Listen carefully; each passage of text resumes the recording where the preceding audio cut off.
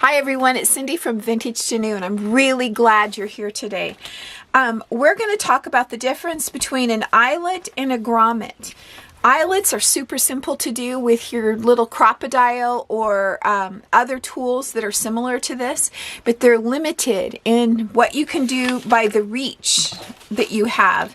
So if you go around, that's all the farther my crocodile will reach, but what if I wanted my closure to be right here, or my hole right there?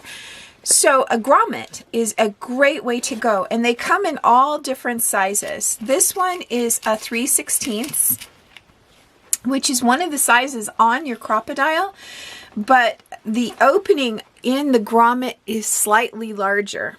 Okay, and then these are some that I've had for a really long time. I used to use them when I made purses all the time, but look at how nice and big that hole is.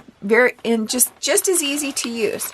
So without delay, let's get started right away and do a grommet. Now, my suggestion is when you buy your grommets, buy a kit that comes with all of the pieces, because you need to have a cutter that cuts the right size hole, and then this little anvil. I think that they can be a little bit flexible in the size, but this little pusher that pushes the grommet down needs to be the right size. So just buy them as a kit and keep them together. This kit came with these little plastic pieces that I can put underneath when I'm cutting. This larger kit came with a little wooden block. So each one's a little different. So this is my example of how far my crocodile could reach, but I'm going to cut the hole right here. And the way you cut the hole is you put the cutter down, give it a cup of wax, and it cuts through your fabric or your paper or whatever. And if you look closely, you can tell that that hole is just slightly bigger than what the crocodile makes. Even though they're considered the same size. So you just put your grommet through the hole, take your anvil, place it on top of the grommet like that. So this anvil is just coming up through the center of the grommet. Put a washer on. And these washers are, there we go. They're cupped, and I always put it cup side up. I'm really not sure if it makes a difference. Then we use this little thing that fits over it and smash it.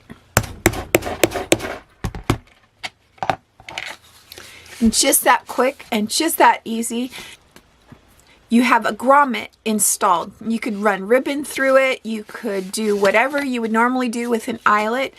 And this is about the same size. If you wanted something bigger, we do the same thing.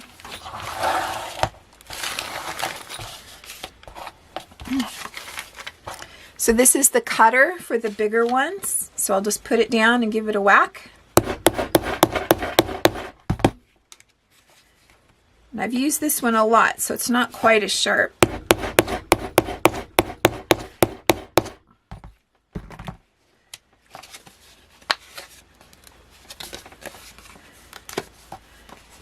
Okay, so I have my hole cut.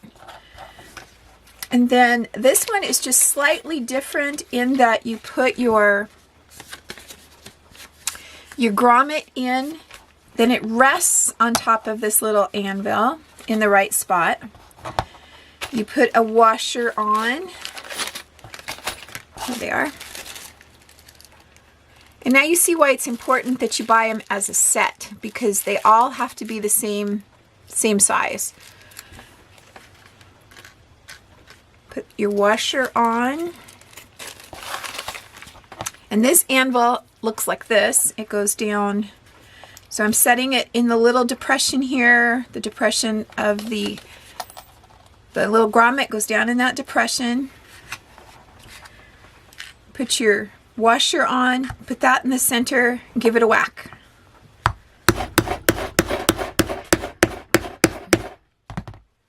And for all of these, if you're concerned about your surface, put them on something. If you have a cutting board or something like that, if you want to protect your surface, set it down and then do all of this hammering and grommet work on top of that. So here is the larger grommet, and it's what the back looks like.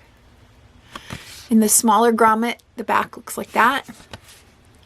And those can go anywhere in your project.